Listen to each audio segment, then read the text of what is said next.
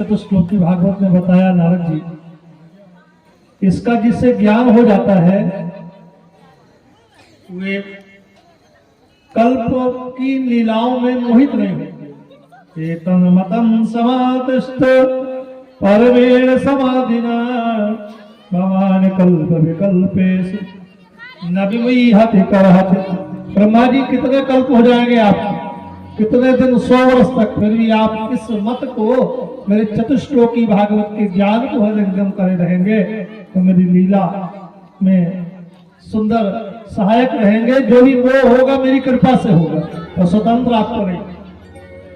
अत्सर्गो विसर्गस्य स्थानं पोषणमूतयः मन्वन्तरेषां कथा निरेधो मुक्तिराश्रय।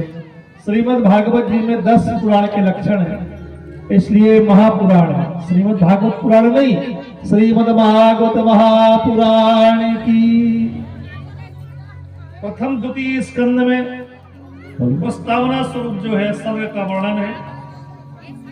तृतीय और चतुर्थ में विसर्ग, पंचम में स्थान, छठवें में पोषण, सातवें में याति, आठवें मनवंतर, नौवें में ईशान कथा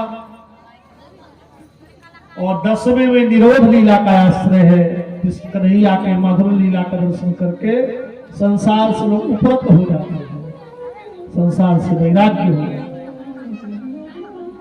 11वीं में मुक्ति का वर्णन है और 12वें स्कंद में ठाकुर जी की शरणागति आश्रय का वर्णन। सौनक जी ने कहा महाराज बंधनों का त्याग क्यों कर दिया विदुर जी ने। तृतीय स्कंद में विदुर मैत्रेय संवाद है। सुखदेव जी ने कहा कि इस तरह से विदुर ने अपने प्रधानमंत्री का पद त्याग दिया जब दुशासन ने भरी सभा में द्रौपदी की साड़ी खींची। एवमाभासिता राज्ञा पृष्ठो यदवोचन मुनि तदोविधास्य सुनत राज्ञः प्रश्नानुसारित।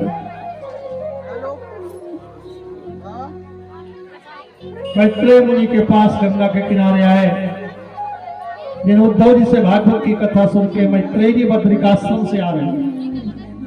वहीं विदुर जी महाराज, जहां इतने बड़े रथी महारथी बैठे हैं, सारी मध्य नारी है कि नारी है कि सारी है, सारी है कि नारी है कि नारी ही की सारी है। द्रौपदी ने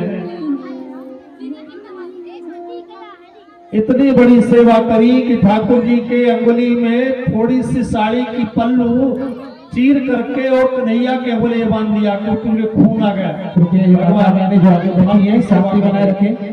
999 धागे ये सब साड़ी के रूप में हो गए और आज भगवान ने उन्हीं का बदला दिया। भगवान को जो भी दे ठाकुर जी उसे अनंत गुना प्रदान करते हैं। ये माताएं कीमती साड़ी के पल्लू को 999 के धागे वाले उस थोड़े से कपड़े को भगवान की अंगुली में बांधा, पटका के रूप में ठाकुर जी ने वस्त्र का भंडार लगा दिया। मैत्रेय के समय मित्रता के लिए जब दुर्योधन के पास गए, शांति प्रस्ताव, शांति दूत बन करके सुलभा विदुरानी के पास गए और विदुर जी उस समय थे नहीं। वे हरिद्वार में आके मैत्रेय जी से सत्संग कर रहे थे। उसी समय स्पष्ट विषय पूछा। आगे भगवान के मानसी सृष्टि में सनकादि मरीचि कश्यप अत्रि वशिष्ठ आदि समस्त नारद जी दशरथ हुए और फिर शत्रुपाय और मनु से भगवान ब्रह्मा जी ने सृष्टि चलाई। उत्तान पाठ प्रियव्रत आकृति देवभूति प्रसूति, जो ऋषियों के संतान को ब्याही गई। इस तरह से आगे ऋषियों के वंश की परंपरा का क्रम है। यहाँ पर थोड़ी सा पुष्ट किया कि भगवान ने 12 अवतार क्यों धारण किया गया। ठाकुर जी ब्रह्म शरणे हैं। सनकादि भगवान जब बैकुंठ गए उन्हें दरवाजे से दर्शन करने रोक दिया क्योंकि वो नंगे थे। भगवान के बैकुंठ में वही जा सकता है जो सुंदर वस्त्र पहने हो, सुसज्जित हो। जय विजय उन ब्राह्मणों की महत्ता को नहीं समझे, श्राप दे दिया, बोले जाओ 3 जन्म तक राक्षस हो जाओ। वही जय विजय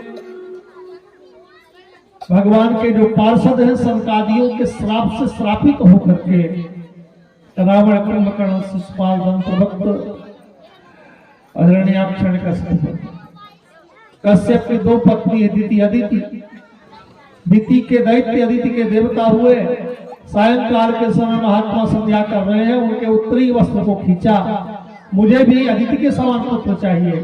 देवी ये संध्या का समय, एतस्याम संध्यायाम, ये संध्या के समय भगवान शिव नंदी में बैठ के घूमते हैं। सभी गंधर्व सभी देवता ऋषि मुनि भगवान का ध्यान करते हैं। ये भोग का समय नहीं, संध्या समय भोजन किया जाए तो शरीर रोगी होता है, विद्या पढ़ी जाए तो ज्ञान विस्मृत हो जाता है, भोग किया जाए तो संतान राक्षस होता है। फिर भी संध्या समय जो लगभग आधे घंटे सूर्यास्त अंतिम का है, उस समय पर इनने संतति की इच्छा करी और इनने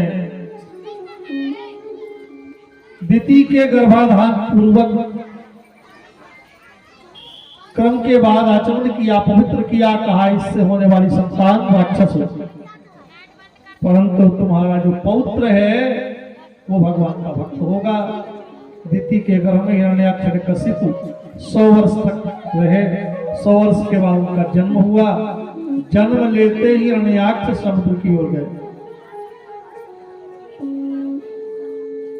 देवर्षि नारद मिले, कहाँ जा रहे हो? बोले विवाह कराना है। बोले समुद्र के अंदर रसातल में भगवान की प्रिया भूदेवी, वहां चले जाओ।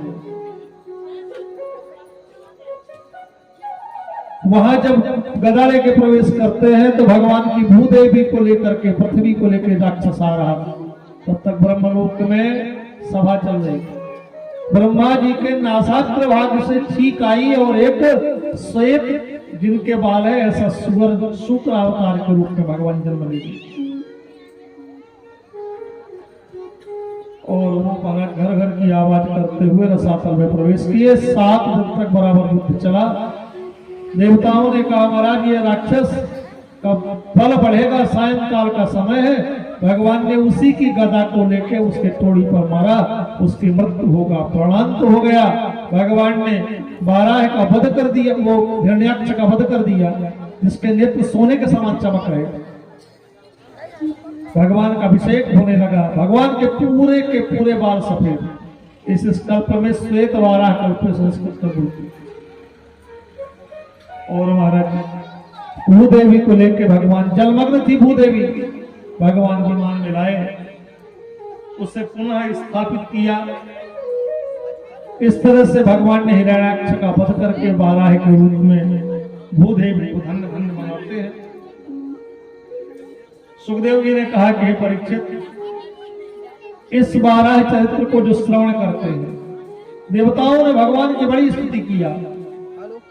नमो नमस्ते किलयज्ञतवे स्थितौ गृहीता मनसत्तमूर्तये दृष्ट्या हतोऽयं जगता पदपाद भक्ता वयं निवृत्ता। महाराज आप यज्ञ में ही आपकी पूजा होती है, वही यज्ञ नारायण 12 के रूप में अवतरित हुए। आप गृहीत लीला, आपने लीला के लिए शुक्रावतार धारण किया। वो दुष्ट ने पृथ्वी को अपवित्र वस्त्र से छुपा दिया, और इसलिए भी कि ये दैत्य जान ना पावे अरे शुक्र कैसे मेरे से लड़े। भगवान ने लीला के रूप में उसे पवित्र कर दिया, उसको धन्य धन्य करके उसकी ज्योति भगवान में समा गई। भागवत में कई कर्तों की कथा, सतयुग की कथा। विदुर जी कहते हैं, महाराज मैत्रेय जी कहते हैं, विदुर जी महाभागवत विदुर जी हिरण्याक्ष के पावन वध के बाद भगवान का ध्यान करते हुए, यो वै हिरण्याक्ष वधे महाद्भुतम विक्रीडितम कारण सुकरात्मन शृणोति गायत्यनुमोदतेञ्जसः विमुच्यते ब्रह्मवदादभिभुजा।